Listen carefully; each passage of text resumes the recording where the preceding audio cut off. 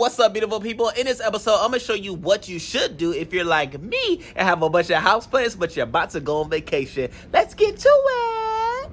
What's up, beautiful people, and welcome to another episode of Don't Keep Up with the Joneses. Don't keep up with the Joneses. Don't keep up with the Joneses. Don't keep up with the Joneses. Don't keep up with the Joneses.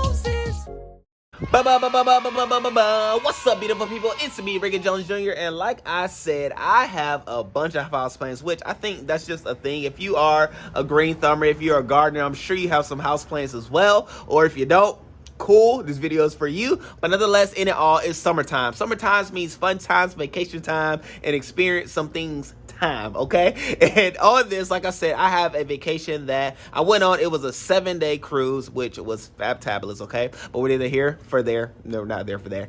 We're not here for that. But nonetheless, in it all, like I said, let me show you what I did and therefore recommend for you to do with your houseplants while you are gone, okay? Because it'll help you, it'll save you, and you'll come home to a beautiful delight, okay? So let me show you all.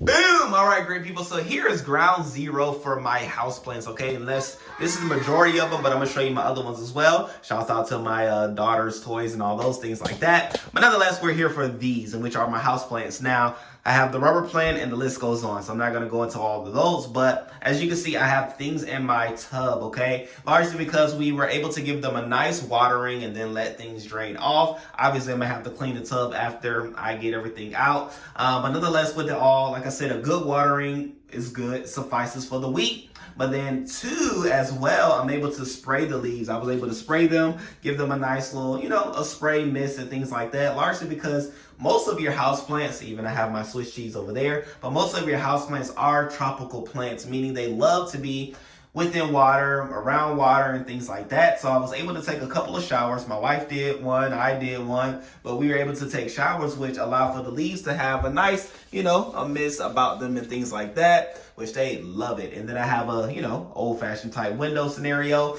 but that was able to then bring on natural light, which a lot of us do have windows around our tub area. So here is a great place to store your plants while you are gone. And I feel like the plants like being around each other. I came back, they look good, they look great. I didn't water them yet, but I will water them before I place them in their established home or where they normally would be. But nonetheless, in it all, this is where they are, and they did beautifully well, which this is a peace lily, which, peace lilies are, they're a creature of its own, and it's all good. I just need to prune this bad boy and then water it, and it'll be nice and lush as it needs to be.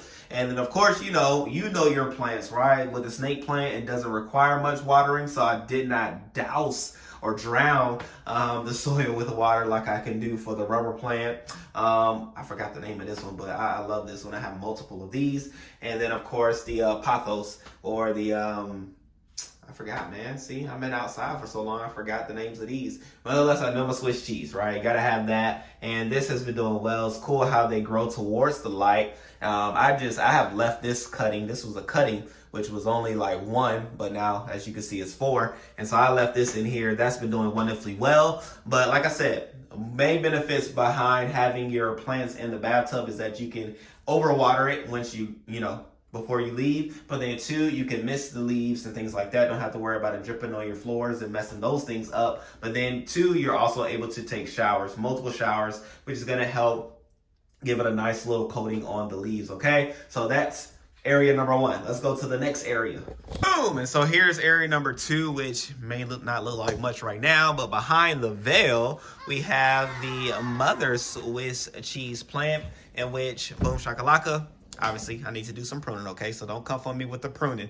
I'm going to do that this week, okay? My focus was elsewhere. And so nonetheless, with it all, as you can see, I have it next to the window. And so having the drapes around the Swiss cheese plant allows for it to get the proper watering that it needs. And then for those that don't know, I have the whole situation where I have the terracotta stake, where I have the bottle in there just to water it. So that was already its situation. I did put a little water in the soil before I left, but nonetheless, in it all, this was its scenario. So I had it, here, getting direct sunlight, which it absolutely loved. I did unravel it, so it's not as what's the word, where it's trellis. It's not as trellis as it usually would be. I wanted it to be nice and free, you know, for the sake of the trip, but nonetheless, in it all, this is where this one is, okay? So again, put it behind its veil, boom shakalaka, making sure it gets all the necessary sun that it could get while I'm even gone. Whew! All right, and so then on the other side,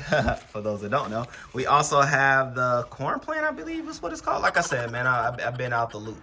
As well as, oh man, that did not look like that before I left. So obviously I need to prune that bad boy, that being this. Need to prune it. It definitely looked nice and green and luscious before we left. So maybe too much sun did not do it the justice that I thought it would.